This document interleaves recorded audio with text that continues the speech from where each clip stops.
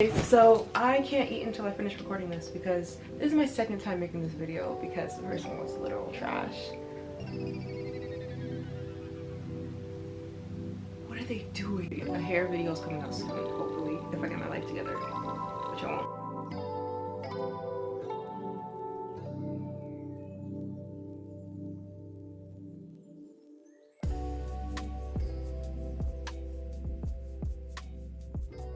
Welcome back to this mess of a channel. And I'm just gonna be talking about why I hated my first year. So first year was a very traumatic experience. Oh my gosh, stop. My first year at UCLA sucked.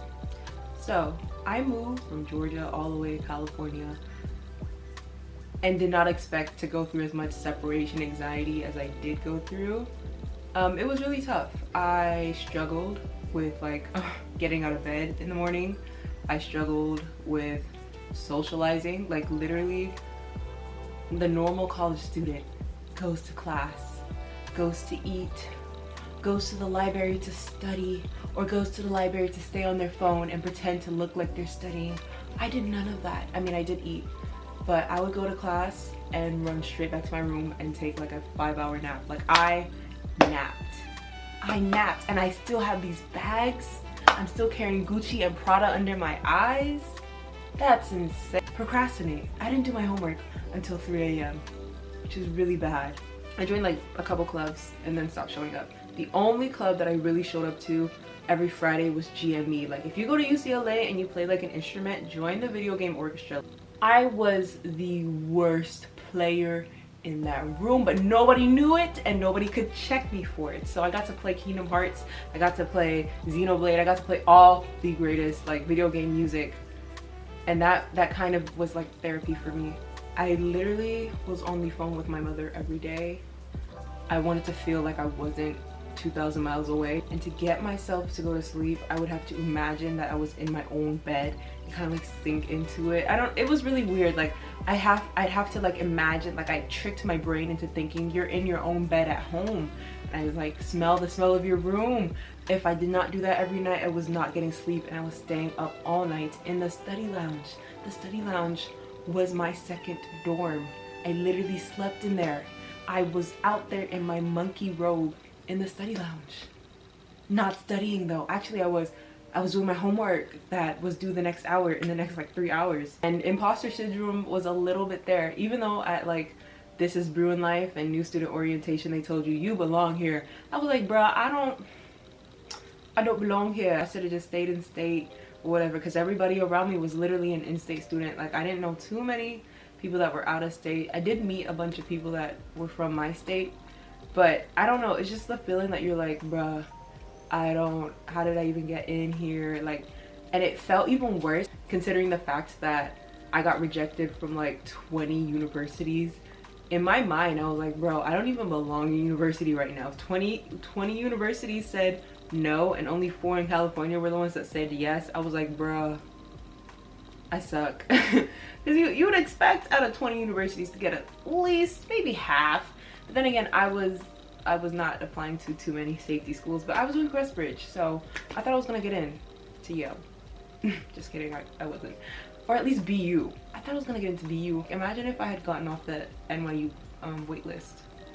I would be eating watermelon chicken salad. I really got into campus ministries when I was, going through. BCM was another favorite part of UCLA, even though I didn't show up all that much.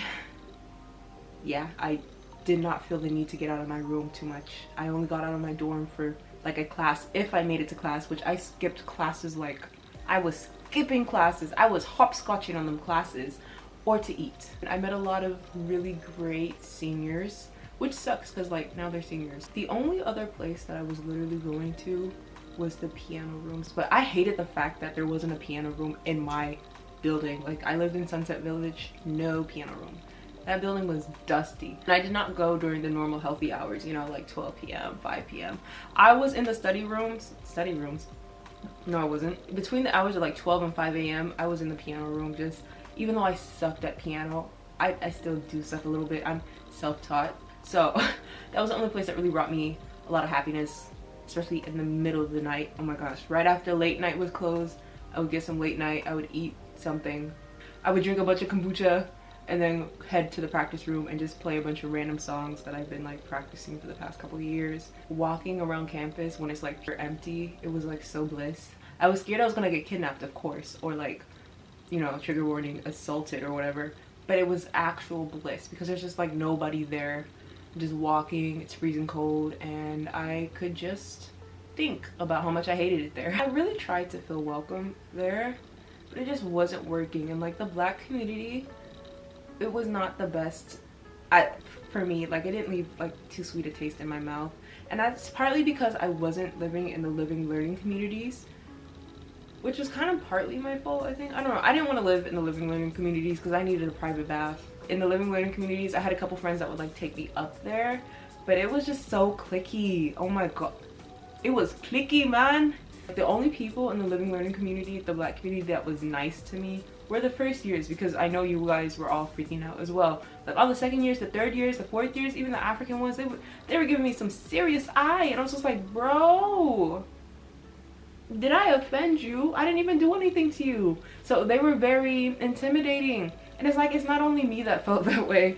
A lot of people I would talk to would be like, yeah, these second years and third years, they're mean. If you're not part of the clique, you just, that's it, like it's over. Which is why I was really grateful for the BCM leaders, because they were like fourth years, so at least I had some upperclassmen to look up to other than just first years. But the second and third years, like, honestly, disrespectful. Georgia's like a mix of a bunch of different people in a bunch of different places, and going to my school, I knew a lot of black people and I was friendly with a lot of black people, so I only expected to go to another PWI and talk well and mingle with the black people, but these black people were like, nah, you are not invited. And that's where the imposter syndrome started to come in, because I was like, wow, even my own community does not welcome me that much.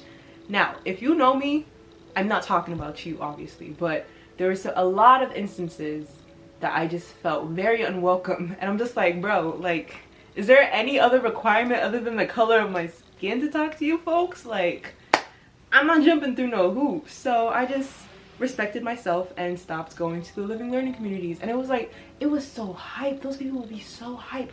I wanted to be able to be part of that, but they were just not letting you in. And y'all need to do a little better.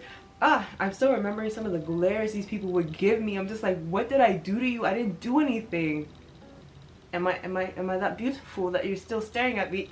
Not even that, because I have hella acne. Like, I had some friends that really, we had brunch every Saturdays, and it was really nice to talk to people. It was like fall quarter, disgusting, terrible. Throw her out the window. Fall quarter, disgusting. It was so bad that my GPA, I was on academic probation. I am not an academic probation type of child. I am Nigerian. I'm a Nigerian child. But I almost cried. I was like, are they gonna kick me out? And the imposter syndrome was coming back, because I had like the lowest GPA. It was disgusting. And with academic probation, it kind of makes it hard for you to do the things you want to do, like change your classes to pass, no pass or whatever. I didn't plan on going to UCLA, so when I picked the major, I just picked bio. Silly mistake. So the classes that I were taking were super hard. And I remember when my NSA person at orientation was like, do you want to change your major? I should have said yes. I said no, I'm gonna stick with bio. The worst decision of my life. The actual worst decision of my life. When it came to the point where I was so over it and wanted to transfer out of UCLA, my GPA was too low, so I couldn't do it. I couldn't transfer into lower schools than UCLA because my GPA was too low. Disgusting. That is disgusting. And the problem was not that I did not know the material, could not apply myself. The classes I took were basically like AP Bio 2.0, which is not that bad. I was dropping classes like flies. I don't even know. It was so bad winter quarter that I was literally planning on taking spring quarter off, and I was telling my mom I was getting the preparations ready for her to come and help me pack my room out because I was going to leave campus. And at that point I just felt so defeated. It was all a state of mind though, because I kept telling myself I hated it there, so I believed that that place was terrible. Me and my mom, we were planning for me to move back home since they didn't have that much available classes online yet. I was just gonna take the quarter off and try again in the fall. And then Koro came. The pandemic started, and it was like all my friends were pissed at me because they're like, it's like your prayers are being answered. Oh my gosh, now campus is shut down, and I got to take my spring quarter at home. And when I tell you I flourished taking online classes, I was planning on coming back in the fall, but campus is shut down, so there we go. I just wanted to make this video just to share the fact that people struggle, you know what I'm saying? Like, everybody that may seem like they're having the time of their lives at school, they are probably, you know, college students are struggling, but like, I think my expectations were too high when I went there. It's on you. I'm a clown. But yeah, I don't know. I also don't do well in the dorms. Like, I think I'm gonna need to live in a single, and it's not even that I don't like the people that I was roomed with. They were pretty chill, pretty cool, but it's just like, if you see my room, first off, my room is a mess right now. Second off, I just like my own space, and I think that was one of the biggest problems too, the fact that I did not have my own space. Like, I'm sharing air with 2 other people at night. That's not working, sweetheart. I did not have that much desk space. I did not have that much storage space, and I'm an Akambore. We're overpackers. I'm paying this much to share with this many people? No, because that room was tiny. That room was a cube. It was tiny. The bathroom, oh my gosh, Jesus fix it. I like to take my Clorox and scrub my tub myself. There were cleaning people that came and cleaned, but there's just a certain satisfaction of knowing that this bathroom is yours and you are cleaning it yourself, you know what I'm saying? And I did not have that, and it was really jarring my head. This video was even worse than the first one I filmed, but it's okay. Moral of the story is, if you're going through a tough time at school, just don't be upset. Look at your psychology notes, you'll be fine. Yeah, I hope the next few years of school are better, because I'm still planning to go there. I started a really bad Amazon addiction there. I did not use Amazon as much as I did when I was at school. I was buying stuff, and the funny thing was, like, I was buying stuff and I wasn't even using it that much. Okay, right.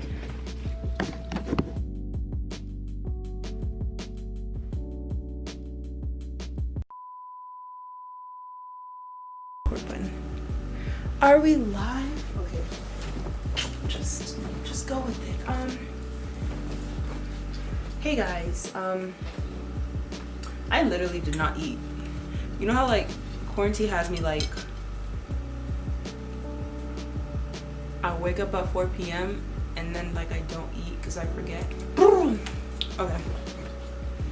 Okay, so we're gonna be talking about why I really hated my first year at UCLA.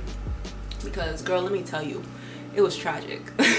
My GPA was tanked, bruh. They were like, you're on academic probation. If you don't do well in the winter, you will be asked to not return. I'm like, okay, I kind of don't want to return. I was talking about my first quarter and why I hated UCLA. Oh, because we weren't there. You know, she felt a little down because she like, where's my family? But it's all good, though. Like, she made it, you know what I'm saying? No, I did. I got academic probation. I hated it so much. I was considering transferring to Georgia, which I hated, but I love Georgia. But my GPA was too low to do anything. Not so cheap. Also, out-of-state tuition is not cute. Out-of-state tuition is ugly. Out-of-state tuition is blah blah blah. Every time my friends were complaining, I'm like, shut up, I got out-of-state tuition. And I was like, why am I spending this much money? I mean, I know it's the name, like UCLA, whatever, but I just, Wet school was just sweatpants. I wore the same 3 joggers all the time. You did not see me in anything else unless it was a Friday because I wanted to spice myself up, or because no, I really didn't wear anything other than joggers and change my t-shirts. That's the tea. I'm cringe. Okay, bye. Hold on.